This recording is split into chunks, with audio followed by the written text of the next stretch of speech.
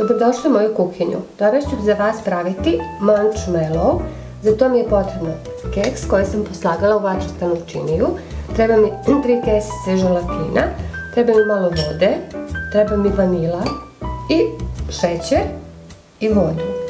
Sad, 2 decilitra vode sam prokuvala sa 700 grama šećera i u to ću dodati želatin koji ću prvo da razblažim sa vodom, bi se otopio.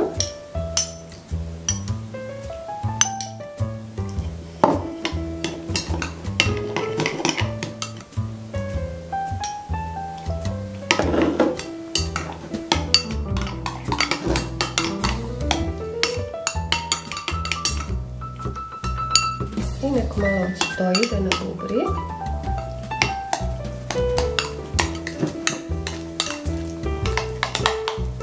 I sada ću ovaj želatin da sipam u vrelu masu od šećera i vode.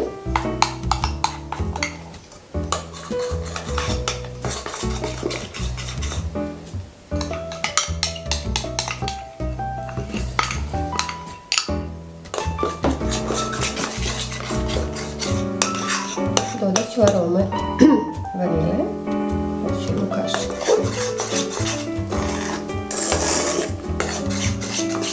I sve ovo dugo treba da se muti mikserom kako bi se stvorila pena koju ćemo kasnije staviti na keks.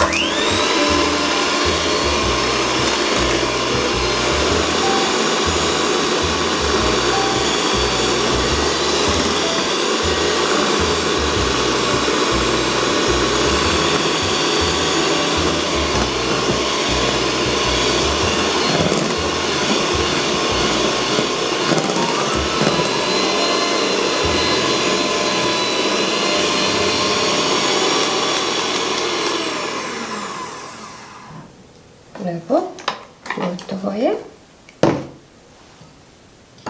I sada ovu masu, ovo smo dobili kao belanca umućena. Sada prelivam preko keksa.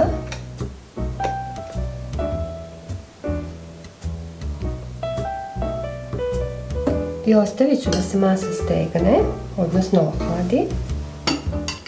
Na kraju ću preliti čokoladnom glazurom.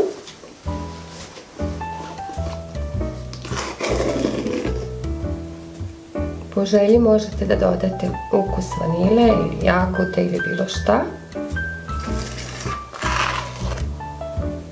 Tako, i sad ga ostavim da se hladi. Evo, pošto se kolač stegao, sada ću preliti glazurom. Moja glazura se pravi, koliko čokolade, toliko margarina i malo ulja. Znači, ako je 100 grama čokolade, onda je 100 grama margarina i malo ulja. Dobije sjaj.